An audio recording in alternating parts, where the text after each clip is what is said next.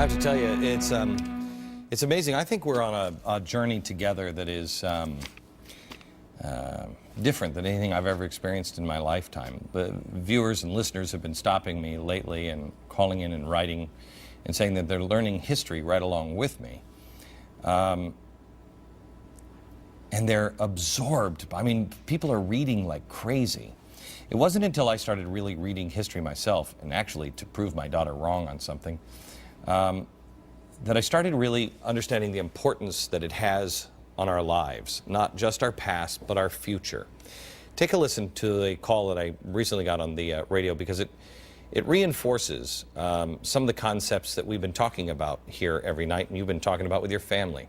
The Founding Fathers got it. They knew the importance of the Constitution and limited government. That's the real answer here, but you have to discover that on your own, just like this caller did. Take a listen. Well, you inspired me to start learning my history, and I started with the Constitution, and I'm reading the book, the Politically Incorrect Guide to the Constitution. And the one thing that jumped out at me when I read this is that there was a debate by our founders on whether to have a national government, which is top-down, based on the British model, or a bottom-up version of a government called a federal government, where the states gave the rights, bottom up, to the federal government. We have, and they agreed to have a federal government where the states retained the rights and gave the federal government very limited rights.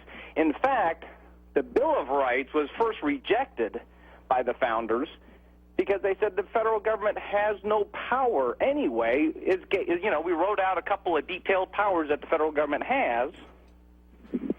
So you don't need a Bill of Rights. It's limited in the first place. But thankfully they said, no, that's not good enough. The cleanest form of government is the government that is closest to the people. That's what the founders wanted. So the local government, the state government, was where all the power was because the people could control it. At the federal level, you no longer can control the power because it's not close to the people.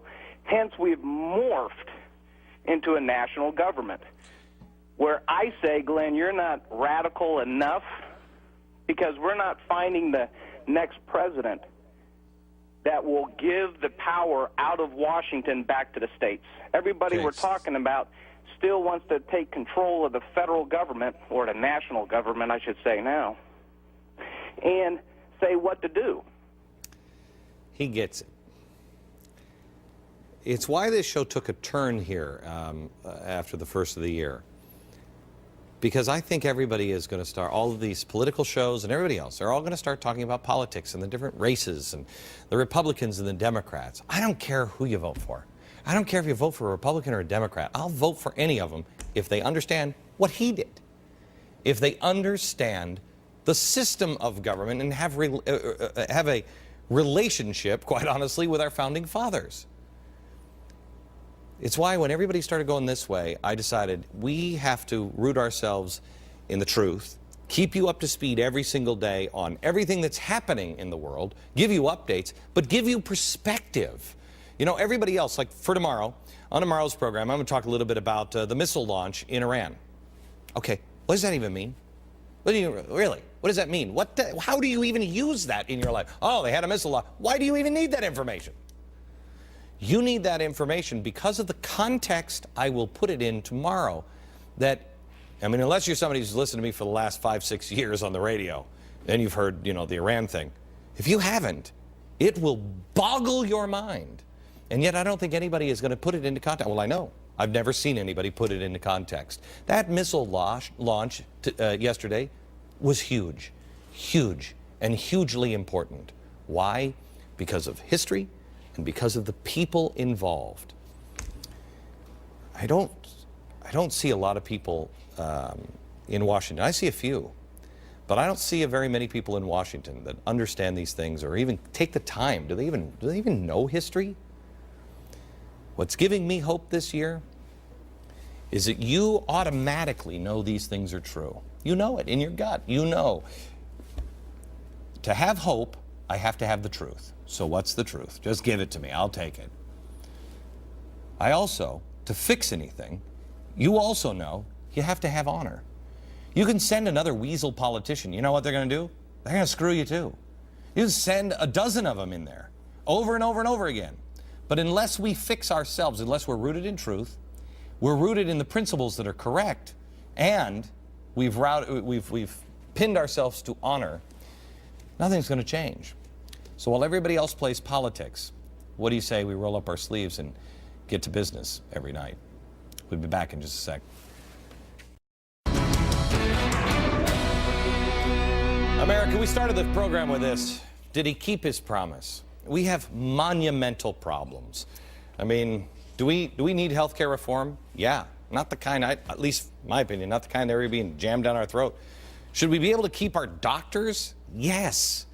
Gitmo, I don't even know. I'd say keep them there, but no signing statements? How about a president that is going to say, I taught the Constitution, I respect the Constitution, and this is wrong? And then keep that promise. It was about the Constitution. Lobbyists, please. We're on an unsustainable path. And you know it and I know it. I don't think the parties know it yet. I mean, they'll talk about it a little bit. I think there are a few in there that do. Record deficit. But you know what? This is not what makes us unsustainable. I have tremendous hope because I know we can turn it around, because the biggest problem in America right now is a deficit of trust. And that's not who we are. Do you trust your leaders? Do you trust the people you voted for? Would you trust those people with your children? I mean, what does that say? How many times do we have to get burned? How bad do these people have to get on both sides before we wake up and go, you know what? I mean, I showed you tonight. That's what this point was. Did he keep his promise? He's given us a sacred oath. Bush did the same thing. Did they keep their word? Democrats. I mean, the Republicans woke up. Well, not all of them, but a few of them.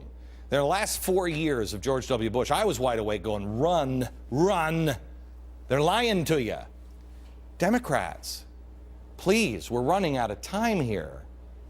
I mean, when a party abandons their principles for almighty power, and they've both done it, you're in trouble.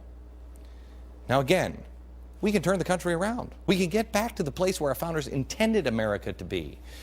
But we don't need another politician. Stop looking for more politicians. It starts with honor and trust. No more electing people because of the R or the D. Do you trust either of them? Playing the R or the D game serves them, not you. America needs leaders who will actually put people ahead of any political party and mean it.